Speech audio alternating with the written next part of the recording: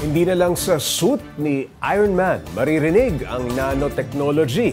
Ito na rin kasi ang teknolohiyang ginagamit ngayon ng isang kumpanya sa Pilipinas na may produktong kaya raw labanan ang pagpasok ng init ng araw sa ating mga tahanan. Para bigyan ng mukha ang balita, Mobile Journal Francis Orsio.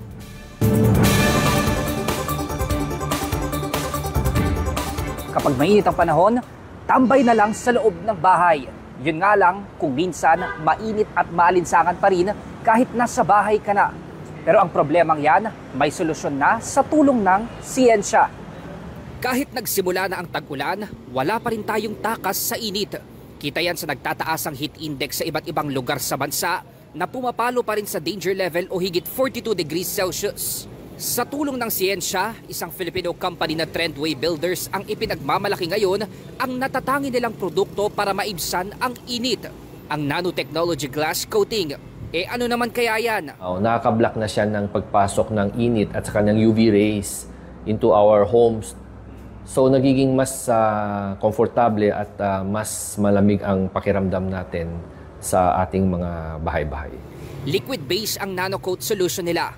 Ina-apply o inilalagay ito sa mga glass panel tulad ng pinto, bintana o pader na gawa sa salamin. Kaya nitong maharang ang pagpasok ng init at ultraviolet rays na dahilan ng pag-init ng isang kwarto o silid.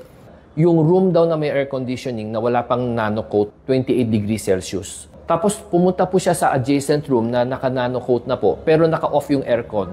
Ang temperature daw niya is 25 degrees Celsius. It's even lower. Sa Japan daw nagmula ang ganitong teknolohiya at dinala sa Pilipinas isang dekada na ang nakalilipas. Nakipagtulungan ang eksperto sa likod ng nanocoat solutions sa De La Salle University at Department of Science and Technology para sa pagsusuri at pag-aaral. Sa ngayon, ang Trendway Builders pa lang ang nag-o-offer ng ganito sa Pilipinas. At masasabi raw na mas bababa ang presyo ng ganitong teknolohiya kumpara sa mga nakagawiang anti-heat solution na idinidikit lang sa salamin.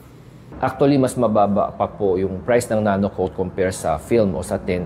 But I would say 30 to 40%. Not only is it more economical in terms of price, yung useful life po ng product, umaabot po siya ng mga 10 years. Sa mas umiinit na panahon, talaga nga namang welcome ang ganitong solusyon. Pero higit pa sa pagtanggap sa mga ganitong imbensyon, ang responsibilidad natin na pangalagaan ang mundo para maiwasan ang mas matinding epekto ng climate change. Mobile journalist Francis Orsio po, hatid ang mukha ng balita.